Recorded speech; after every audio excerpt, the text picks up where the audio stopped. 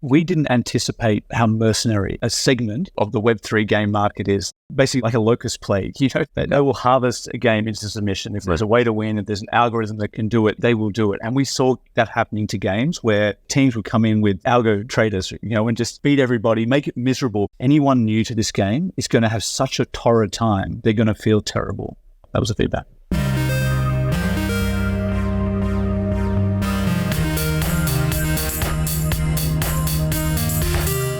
Welcome to Games Growth with Upptic, a podcast about the discipline of scaling digital games. We speak with industry experts and investigate trends to highlight the strategies, technology, and tactical methodologies to profitably grow your games to massive global audiences. If you're interested in learning more, please visit us at upptic.com. My name is Xander Agosta, Director of Marketing here at Upptic, and joining me today are my co-host, Warren Woodward, co-founder of Upptic. And our guest, Ben from BattleFly Game. Hey, thanks for joining us, Ben. Ben, great to have you here. I feel like with my current haircut, you're looking like my better looking cousin today. Really excited to have you on the show, Ben. One thing I love about working in gaming is when I get to actually work on projects where I'm also a fan and part of the community. And that's definitely the case getting to partner with and work with BattleFly over the last year or so. And also gives some unique perspective from me being in the ecosystem, both working with you behind the scenes and being part of the community. So I think this is going to be a really interesting episode today and looking forward to it. Ben, do you want to just kick it off and tell us a little bit about your background prior to BattleFly and then what BattleFly is and what's your vision for the company? Just give us the high-level spiel. Yeah, so we're a DAO, not a company. Yeah, it's a core part of how this came to be. I was a digital agency guy, co-founded with a couple of others. Digital agency in Australia, was fortunate to exit that business and learn a lot about how to build teams that build interesting product. Along the way, we had a startup that built fantasy sports games at a significant scale. We were talking millions of users. Some really great co-founders in that as well. We sell that business too, and it always amazed me. I knew nothing about fantasy sports before I got into that business. I was the tech guy. And it just blew my mind how passionate people were and how they were passionate for 20 years. They'd been in the same league, and we'd talk to them, we'd do user testing. We'd be like, so how many times have you won this thing? They'd be like, I've never won. But every year they'd turn up and they'd play with their friends. So BattleFly is aiming to be the other game that people play. By that I mean we're an idle auto battle strategy game. There's some intense strategy in what we do, but the idea is why you've got whatever else is consuming you in gaming your life. You've got your little BattleFly mecha that's there auto battling on your behalf, running your strategy. I guess the game came out of me seeing some of those elements that drive fantasy sports and really wanting to do something in the space that challenged, where I saw some of the shortfalls 18 months ago, which was very much around play to earn. Yeah, thanks for all that context. We're going to do a deep dive on BattleFly. Games industry has gone through some ups and downs over the last, call it a couple of years, but also a couple of decades. Tell us a little bit about your perspective on where the games industry currently is and what that means for the games ecosystem writ large and also games marketing. Where are we in that overall? It's interesting. My way to decompress over the last 8 years has often been to turn to GTA 5 as an environment that sometimes I just like to drive around. I'm not even doing anything. I'm not completing missions. Right. I'm just driving or flying. I got really into Fortnite. And what got me into Fortnite was the scale of it. I'd not played a game where you could feel as connected to random people as that in some time, sort of teams forming ad hoc. And so I would love to work and build in a game like that, massive world building sort of things. But for Web3, where it's at with the budgets that we've got and some of the time horizons, it was very much around what's an idea that can be executed more quickly, but also one that's got legs so that we can build on it. Ben, so closely watching BattleFly for the last couple of years, you guys have had several distinct stages. Let's go back to the beginning. You guys came onto the scene in a pretty big way, a very different time in the market. There was a few notable things about how you guys came to market, and you guys really actually got on my radar from a marketing perspective. That's what really captivated me and said, hey, this is a smart team. So there's a few things that I thought was notable at the time. You guys had a huge collection, which kind of went against norms at the time. I think it was a 30,000 collection. And you did what appeared to be like a totally organic and viral marketing strategy. Just for those that are learning about BattleFly for the first time, can you walk us through high level the playbook that you executed leading up to the launch of the first BattleFly collection and sort of why you took that approach?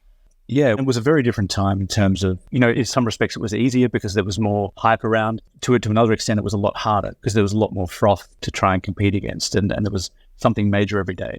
Our playbook was, and I'm a passionate believer in this, is that in a really early space, the best thing you can do is attach to scale and team up. Initially, the idea of approaching 2 other communities and doing custom BattleFlies. So unique wing art And one was an artist, one was a project. And they said, yeah, absolutely, we'd love to do that. And then the very next day, I got a DM from someone and they said, oh, we want our own custom BattleFly as well. And then by the time we minted, we had 90 partners. We were receiving new requests up until the day before mint, and we just had to end up closing it off.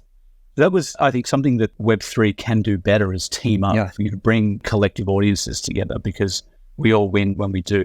And then Twitter was just a huge driver for us. We trended for a brief moment globally just behind the NBA All-Star game, right, the day before our mint. And that was really around using retweets and getting people to do activities like name a BattleFly and compete for rare things and just lots of mini competitions. And these things have a compounding effect. We sort of set it out into the world. And I remember a week, Warren, before we launched, I thought, wow, 30,000 feels like this could be really embarrassing. We might not mint out. And then the day before, I felt like we could go to 50,000 here. Such was the demand. Yeah, it was really crazy. This was around the period where I was getting super active in the space and, you know, that had like 100 Discords or so. And it just seemed like any good community I was part of was talking about BattleFly. And it wasn't just in a transactional way of like, hey, we have this free giveaway. It was like everyone was hoping to get a spot as a co-creator to have their own BattleFly.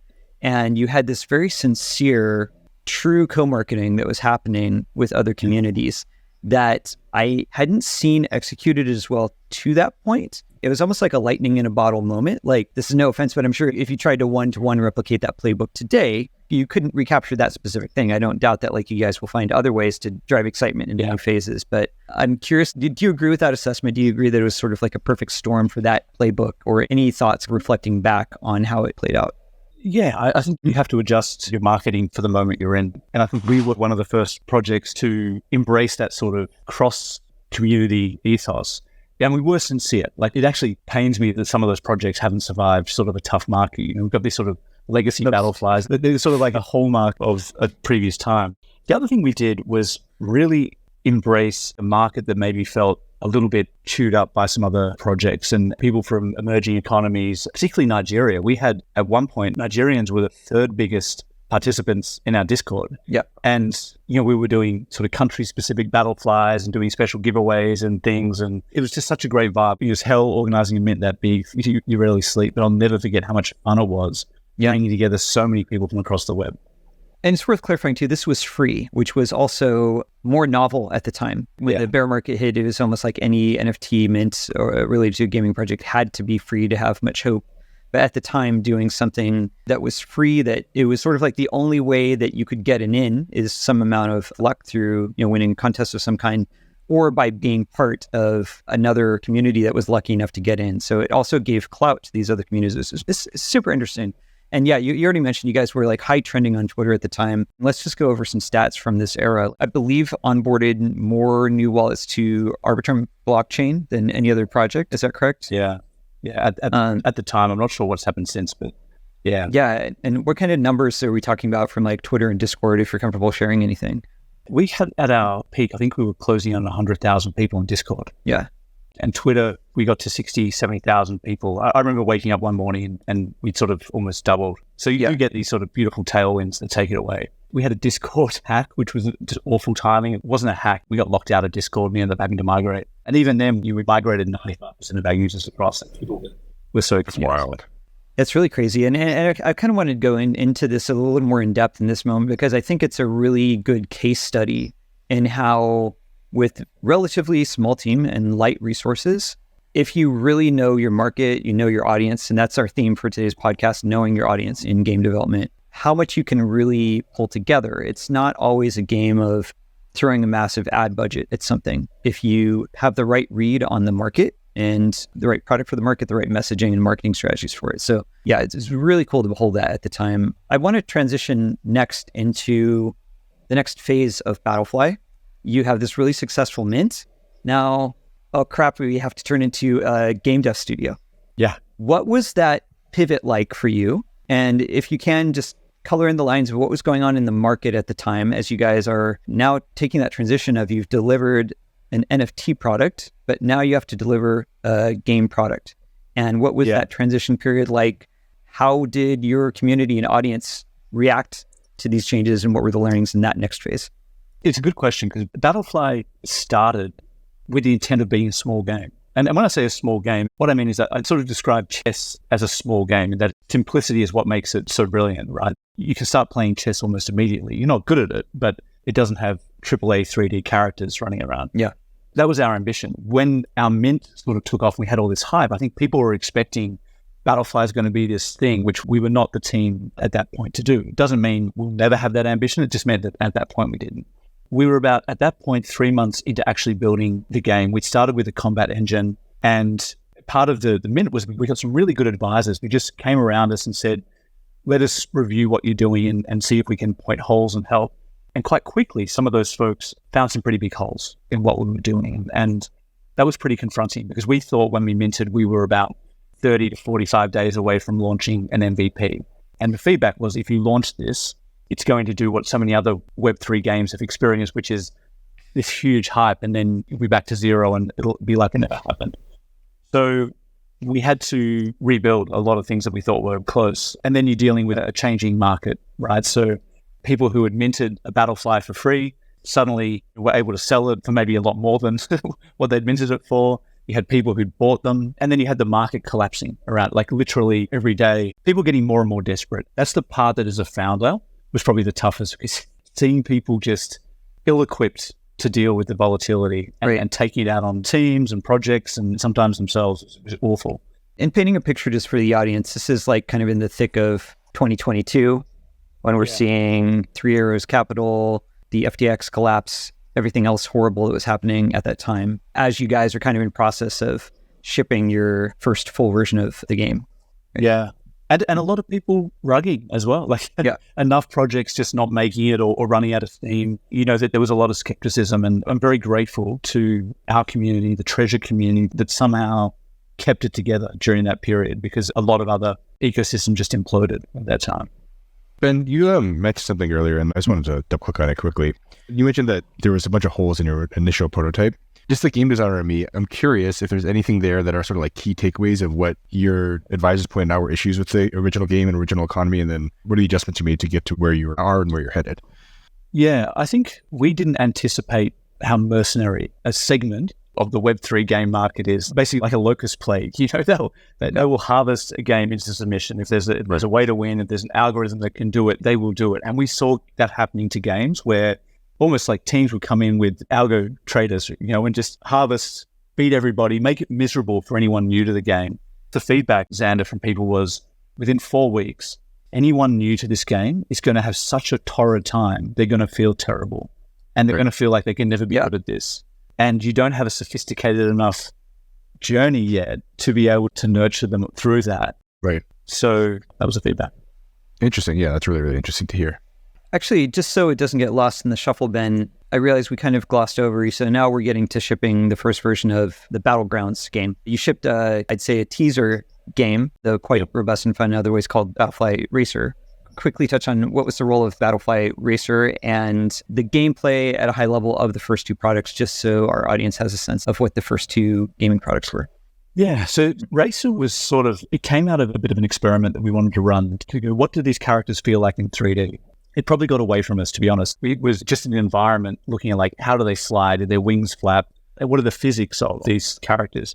You know how easy it is initially to rig up a model and sort of get it into a space. We're flying these Battleflies around, and boy, it felt fun. I was like, this is kind of like the kid of me who grew up playing Microsoft Flight Simulator. I was like, this is amazing. You're just flying around.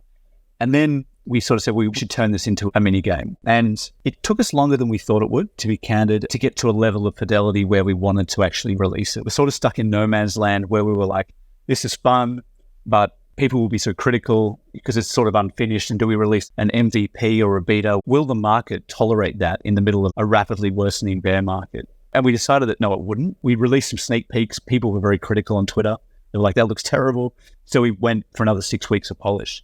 And that game is just you're flying a Battlefly through a daily obstacle course, you're collecting nectar and competing against an ever quickening circuit, right? That just gets harder and harder each day.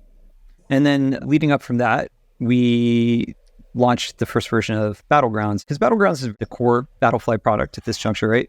That's a very different type of gameplay from Racer, the kind of teaser product, which was very Twitch-style gameplay. But for our audience, describe kind of the core loop of BattleFly Battlegrounds as well. In Battlegrounds, you're building your robot mecha essentially starting from something that's got core mods. It's not going to win very much at all.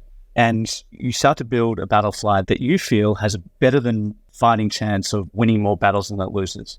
It's very, very hard for a BattleFly to ever win anything above 70% because the underlying game economy drives competition. So as soon as one meta gets too far ahead, other metas start to compete against it.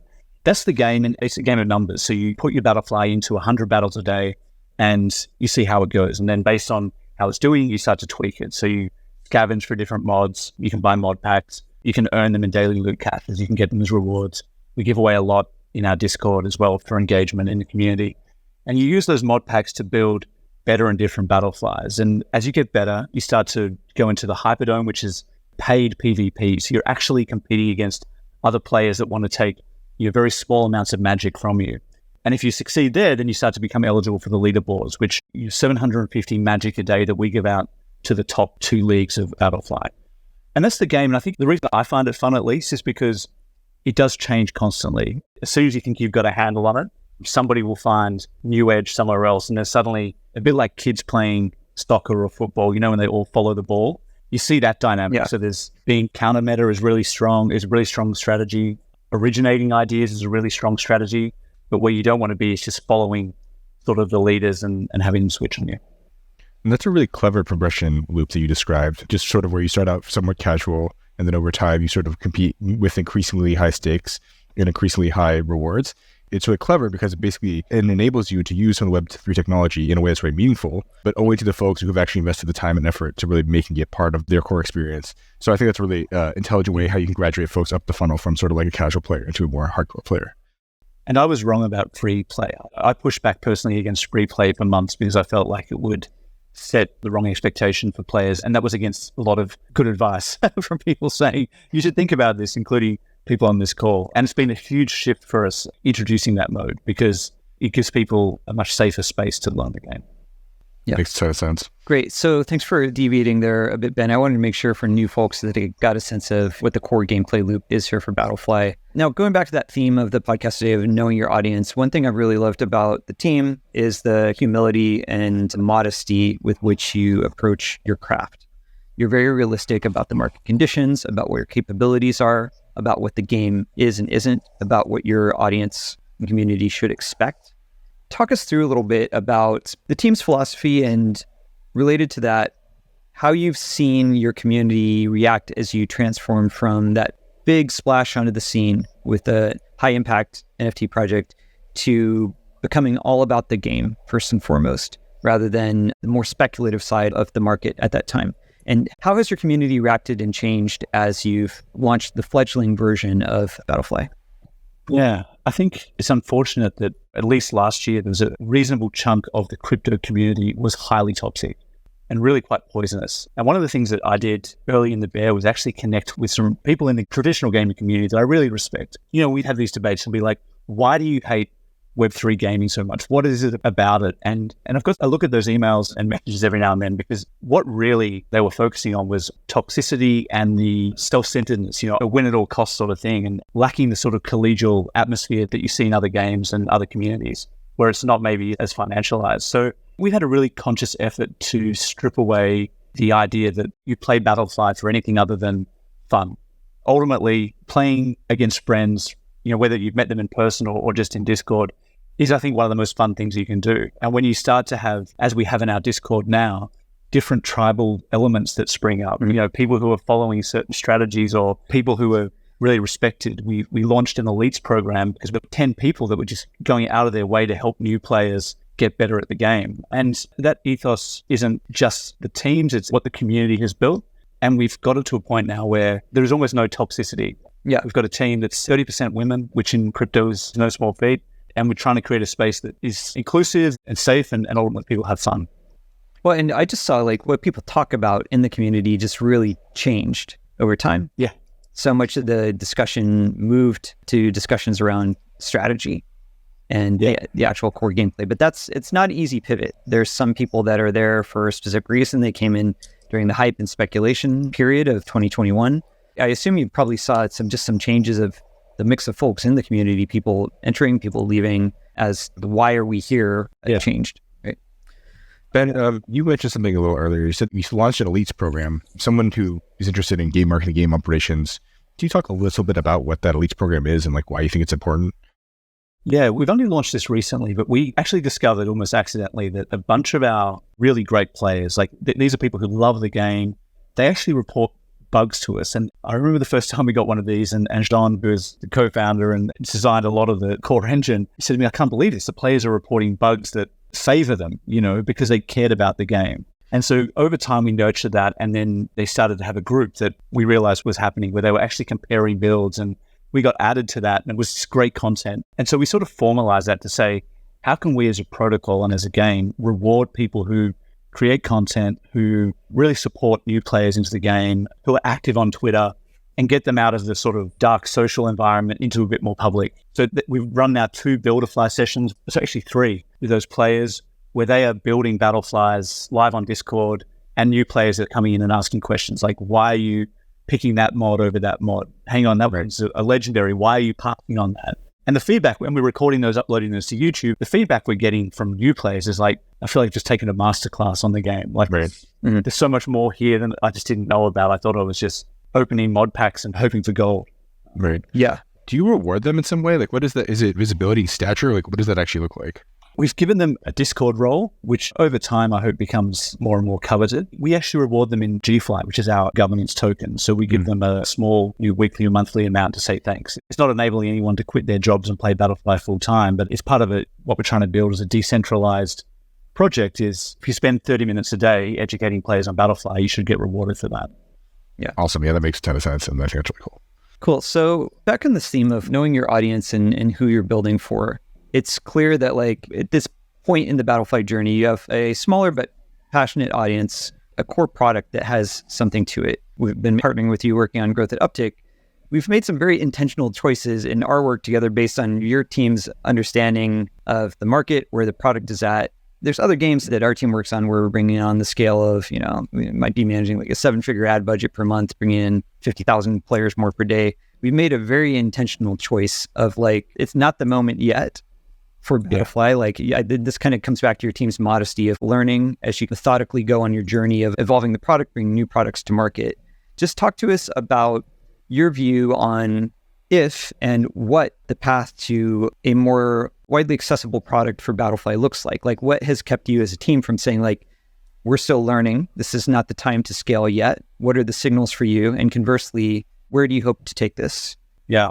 Firstly, you've got to pick the right partners, both as a team and to work with. And I think we've done that with folks, including yourself, who understand this is like a tough time to build anything. It feels like there's headwinds. So I'm grateful for that. Product market fit for me is something that feels really close for BattleFly. I would say at a small 1,000 player level, we've probably close to got that. And now the job is to go, how do our unit economics stand up and the game loops as we get to 10,000 players? Do they still hold true? I expect that there'll be some changes required. I see marketing dollars as propellant, and you don't pour propellant on unless you're really confident that you're going to get ROI. And certainly for the last 6 months, it's felt like the test and learn approach has been really good for us. We launched, we learned a lot. We fixed an incredible amount of bugs in the first 8 weeks. And then once we rolled out free play, we almost doubled our daily active users, doing things like BuilderFly, mod pack sales, rare drops. We're tracking the data on those, and we can actually see at a really fine level, what's the impact of these initiatives? How does it retain players, re-engage them, or attract new ones into the game? We launched season 2 late July, and then we'll start to progressively ramp up marketing as we get confident that for every dollar we're going to spend, there's going to be ROI of 3 to 4 times that. So I don't think we're far off.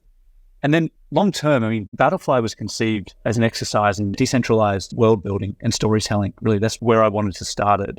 I mentioned earlier, I love playing Fortnite, and sometimes I think I just love to work in a garage in Fortnite, like a mechanic, and just create cars and send them out into the world that other players could enjoy. And that's my vision for BattleFly, is that over time, we start to allow more creators in to contribute weapons and lands and environments and different modes, and people can use these primitives that we've built and the combat engine that we feel is pretty solid and start to build all sorts of experiences off that.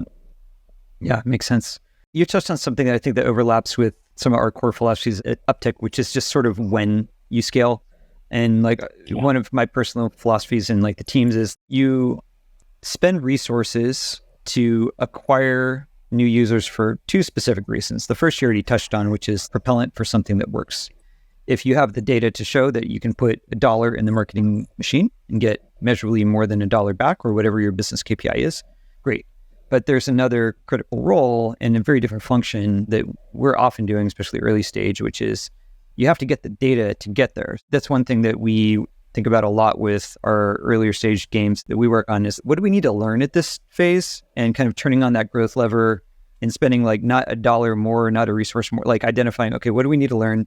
How many players do we need to learn this at this phase? And I think that's the other critical early function of user acquisition, but it's a very different role. I always say like in that first phase, our function as a growth arm is not driving revenue, it's getting data. What is the data? When do we need it by? Who do we need it from? And I think you guys have been like super methodical about that. And it's probably been one of the reasons you guys have survived, while so many of your peers have like collapsed. You've been very methodical and long-term. Like what has kept you standing? What's kept the team going to make it to this phase while so many of your colleagues from that industry have collapsed? We tried to be very disciplined around capital efficiency. We've got time and everyone on the team is on a multi-year horizon and aiming to build something that lasts. And that's not to say that everyone who works on BattleFly will always only work on BattleFly, but that was sort of the going in proposition was this is going to be something that if we do it right, it's going to take time and it will be worth it. We're careful about what we spend. We briefly scaled up our team and what we found was that all we were doing was making mistakes faster. We actually weren't shipping that much more code. So we did scale back and I think it's understated the role of community. It's one thing to have enough runway to be able to be confident that you're going to get to make what you want to make. It's a whole other thing when you've got teams of people cheering you on. And I think we have had that. It's been, our community, it's been the broader Treasure, Arbitrum community, ECC this week in Paris, and even people on other chains. They want the people standing to be successful. So that's good motivation. Well, let's kind of close this on where is this going? I mean, maybe let's start with just a little more thoughts spent on aspirationally, where do you hope to see the BattleFly ecosystem evolve to? And then we'll, I think, close on what's very next in this next big phase that you guys have coming up immediately. Yeah, I think, a decade from now, where would I like us to be? I've thought about this from day one. I think the IP is interesting enough for there to be really rich stories told around it, there to be toys and things like that. The idea of dystopian butterflies is interesting enough and novel enough for there to be fertile ground there. I would love us within 5 years to be at a point where we're able to build out the BattleFly lore as Jean and I have sort of conceived it into a really rich world that serves players who want to explore and contribute to the economy through exploration, and players that seek to battle, and players that seek to sort of mine resources and turn it into something more valuable. And step by step, we're moving towards that. I've been really passionate about generative AI and what that means as a creative canvas. So part of it is sort of waiting for that technology to become a little more mature so that I think a lot of the world building things that maybe 5 or 10 years ago took hundreds of people working as a cohort can be done by smaller groups of people working together. So that's the vision. It's quite large. But for now, season 2's key. Getting to 5,000 daily active users is sort of what we're really focused on. We'll learn a lot by getting to that milestone. And then launching the Coliseum tournament mode in October. Warren, one of the first things you said to me when you played BattleFly was, I love the game, I'm enjoying building this thing, but I want a mode where I can just get in and compete straight away and get a quick fix. And so you're not the only person to say that. We've heard that. So taking the story and building out this quick play mode is going to be, I think, key for us getting to mobile, which is the big goal for the next 6 months.